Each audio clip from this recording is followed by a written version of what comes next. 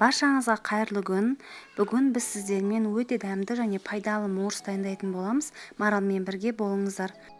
Кеңірек ыдысымызға дәнінен тазартылған шиені, құлпынайды, қара бүлдіргенді, черемуханы және де қызыл қарақатты салып, барлығын блендердің көмегімен езіп аламыз.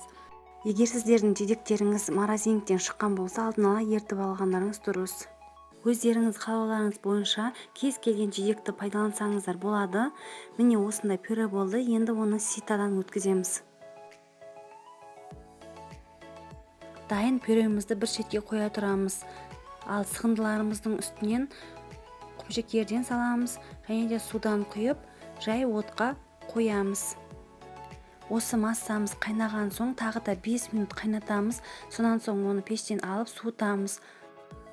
Суыған массамызды тағы да бір рет ситадан өткіземіз және де алып қалған пюремізді қосып, барлығын жақсылап араластырамыз. Жаңа видеоларды жіберіп алмас үшін менің каналыма тіркеліп, қоңыраушаны басып қоюды ұмытпаңыздар.